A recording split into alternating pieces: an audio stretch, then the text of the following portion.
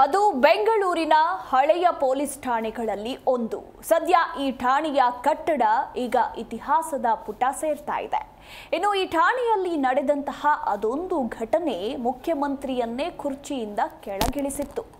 ಇದರ ಇತಿಹಾಸ ಏನು ಅಂತ ನಮ್ಮ ಪ್ರತಿನಿಧಿ ವಿಶ್ವನಾಥ್ ಹರಿಹರ ಎಕ್ಸ್ಪ್ಲೇನ್ ಮಾಡ್ತಾರೆ ನೋಡಿ. ಬೆಂಗಳೂರಿನಲ್ಲಿ ಇದುವರೆಗೂ ಅನೇಕ ಪೊಲೀಸ್ ಠಾಣೆಗಳು ಇತಿಹಾಸದ ಪುಟವನ್ನು ಕೂಡ ಸೇರಿರುವಂಥದ್ದು.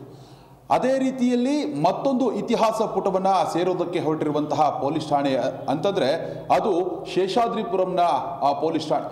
ನಾನು ಯಾಕಪ್ಪ ಸೆಲ್ನಲ್ಲಿ ನಿಂತ್ಕೊಂಡು ಮಾತನಾಡ್ತಾ ಇದ್ದೀನಿ ಅಂತ ನಿಮಗೆ ಸಾಕಷ್ಟು ಅನುಮಾನಗಳು ಕೂಡ ವ್ಯಕ್ತವಾಗುತ್ತೆ. ಯಾಕಂತಂದರೆ ಈ ಸೆಲ್ಗೆ 133 ವರ್ಷದ ಇತಿಹಾಸ ಕೂಡ ಇರುವಂಥದ್ದು. ಈ ಸೆಲ್ನಲ್ಲಿ ಕರ್ನಾಟಕ ರಾಜ್ಯದ ಮೊದಲ ಲಾಕಪ್ ಡೆತ್ ಕೇಸ್ ಕೂಡ ಆಗಿರುವಂಥದ್ದು.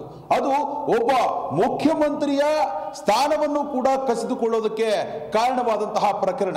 ಅದು ಯಾಕಾಯಿತು, ಹೇಗಾಯಿತು ಅದನ್ನು ಕೂಡ ನಾನು ಈ ವಾಕ್ತುರಲ್ಲಿ ಎಕ್ಸ್ಪ್ಲೇನ್ ಮಾಡ್ತಾ ಹೋಗ್ತೇನೆ. 1892ರಲ್ಲಿ ಈ ಶೇಷಾದ್ರಿಪುರಂ ಪೊಲೀಸ್ ಠಾಣೆ ಸ್ಥಾಪನೆಯಾಗುತ್ತೆ. ಅಂದಿನ ಮೈಸೂರು ಸಂಸ್ಥಾನದ ದಿವಾನರಾಗಿರುವಂತಹ ಶೇಷಾದ್ರಿ ಅಯ್ಯರವರ ನೆನಪಿನಲ್ಲಿ ಒಂದು ಠಾಣೆಯನ್ನ ನಿರ್ಮಾಣ ಮಾಡಲಾಗಿತ್ತು. ಆವತ್ತು ನಿರ್ಮಾಣವಾದಂತಹ ಈ ಒಂದು ಠಾಣೆ ಏನಿದೆ ಇದುವರೆಗೂ ಕೂಡ ಅನೇಕರಿಗೆ ನ್ಯಾಯ ಕೊಡುವಂತಹ ಕೆಲಸವನ್ನು ಕೂಡ ಮಾಡಿರುವಂಥದ್ದು. ಈ ಒಂದು ಠಾಣೆಯನ್ನ ಈಗಾಗಲೇ ಡೆಮಾಲಿಷನ್ ಮಾಡಿ ಕಟ್ಟುವಂತಹ ಕೆಲಸಕ್ಕೂ ಕೂಡ ಹೊಸದಾಗಿ ಕಟ್ಟುವಂತಹ ಕೆಲಸಕ್ಕೂ ಕೂಡ ರಾಜ್ಯ ಸರ್ಕಾರ ಮುಂದಾಗಿರುವಂಥದ್ದು. ಆದರೆ ಇಲ್ಲಿ ಪ್ರಮುಖವಾಗಿ ಒಬ್ಬ ಮುಖ್ಯಮಂತ್ರಿ ಅಂದ್ರೆ ಅವತ್ತು ಕರ್ನಾಟಕದ ಏಕೀಕರಣವಾದಂತಹ ಸಂದರ್ಭದಲ್ಲಿ ಮೊದಲ ಬಾರಿಗೆ ಮುಖ್ಯಮಂತ್ರಿಯಾಗಿ ಅಧಿಕಾರವನ್ನು ಪಡೆದಂತಹ ಎಸ್ ನಿಜಲಿಂಗಪ್ಪನವರು ತಮ್ಮ ಅಧಿಕಾರಾವಧಿಯ 1.5 ವರ್ಷಕ್ಕೇನೆ ರಾಜೀನಾಮೆ ಕೊಡುವಂತೆ ಮಾಡಿದಂತಹ ಒಂದು ಪೊಲೀಸ್ ಠಾಣೆ ಇದು. ಆ ಒಂದು ಕಾರಣಕ್ಕೆ ಅಂತಂದ್ರೆ ಈ ಒಂದು ಠಾಣೆಯಲ್ಲಿ ನಡೆದಂತಹ ಆ ಒಂದು ಮಹಿಳೆಯ ಲಾಕಪ್ ಡೆತ್ ಅಂದ್ರೆ ಮುನಿಯಮ್ಮ ಎಂಬ ಮಹಿಳೆ ಏನಿದ್ದಾಳೆ, ಆ ಮುನಿಯಮ್ಮ ಎಂಬ ಮಹಿಳೆ ಮನೆಗಳ್ಳತನ ಮಾಡಿದಂತಹ ಆರೋಪದಲ್ಲಿ ಶೇಷಾದ್ರಿಪುರಂ ಪೊಲೀಸರಿಂದ ಬಂಧಿತಳಾಗಿರ್ತಾಳೆ. ಆಕೆಯಿಂದ ಚಿನ್ನಾಭರಣ ಎಲ್ಲಿಟ್ಟಿದೆಯಾ ಮತ್ತು ಈ ಬೆಳ್ಳಿ ವಸ್ತುಗಳನ್ನ ಎಲ್ಲಿಟ್ಟಿದೆಯಾ ಅನ್ನೋ ಒಂದು ಹಿನ್ನೆಲೆಯಲ್ಲೂ ಕೂಡ ಆಕೆಯಿಂದ ಕೆಲವೊಂದು ಮಾಹಿತಿಗಳನ್ನು ಪಡೆದುಕೊಳ್ಳೋದಕ್ಕೆ ಪೊಲೀಸರು ಆಕೆಗೆ ಒಂದು 3rd ಗ್ರೇಡ್ ಟ್ರೀಟ್ಮೆಂಟ್ ಅನ್ನು ಕೊಟ್ಟಿದ್ರು ಅನ್ನೋ ಒಂದು ಗಂಭೀರ ಆರೋಪ ಕೂಡ ಇರುವಂತದ್ದು. ಈ ಹಿನ್ನೆಲೆಯಲ್ಲಿ ಆ ಮಹಿಳೆ ಅವತ್ತು ಲಾಕಪ್ ಡೆತ್ ಆಗ್ತಾಳೆ.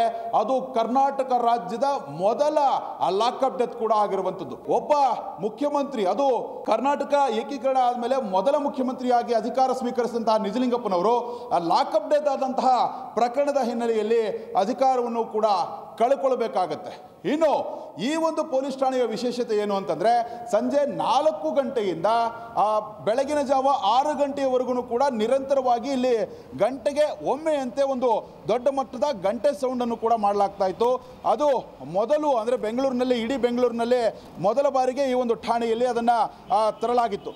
ಅದು ಜನರು ಕೂಡ ಅಲರ್ಟ್ ಆಗಿರಬೇಕು, ಅದೇ ರೀತಿಯಾಗಿ ಪೊಲೀಸ್ ಅಧಿಕಾರಿಗಳು ಕೂಡ ಅಲರ್ಟ್ ಆಗಿರಬೇಕು ಮತ್ತು ಇಲ್ಲಿರುವಂತಹ ಜನರಿಗೂ ಕೂಡ ಸಮಯದ ಒಂದು ಮೌಲ್ಯ ಗೊತ್ತಾಗಲಿ ಅನ್ನೋ ಒಂದು ಹಿನ್ನೆಲೆಯಲ್ಲೂ ಕೂಡ ಈ ರೀತಿಯಾದಂತಹ ಕ್ರಮಕ್ಕೂ ಕೂಡ ಈ ಒಂದು ಪೊಲೀಸ್ ಠಾಣೆಗೆ ಒಂದು ರೀತಿಯ ಒಂದು ಗಂಟೆಯನ್ನು ಕೂಡ ಇಲ್ಲಿ ಅಳವಡಿಸಲಾಗಿತ್ತು. ಒಟ್ಟಾರೆಯಾಗಿ 133 ವರ್ಷಗಳ ಇತಿಹಾಸವನ್ನು ಹೊಂದಿರುವಂತಹ ಈ ಶೇಷಾದ್ರಿಪುರಂ ಪೊಲೀಸ್ ಠಾಣೆ ಈಗ ಇತಿಹಾಸದ ಪುಟವನ್ನು ಕೂಡ ಸೇರ್ತಾ ಇರುವಂಥದ್ದು. Vishwanath N Harihara, Zee Kannada news, Bengaluru. Zee Kannada news ಈಗ ನಿಮ್ಮ ಮನೆಯಲ್ಲೇ ನೋಡಿ. ಎಲ್ಲ ಕೇಬಲ್ಗಳಲ್ಲಿ ಈಗ ಲಭ್ಯ.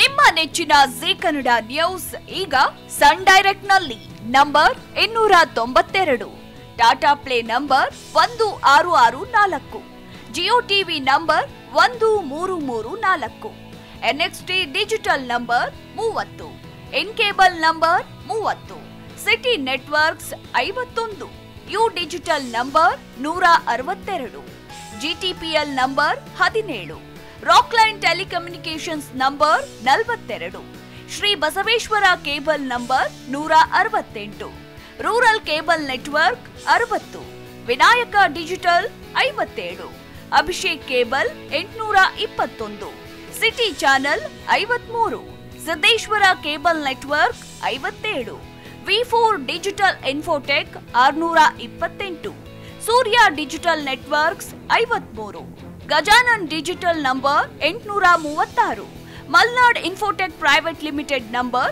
56, Metro Cast number 830, Victory Digital number 167ರಲ್ಲಿ ನೋಡಿ ಆನಂದಿಸಿ.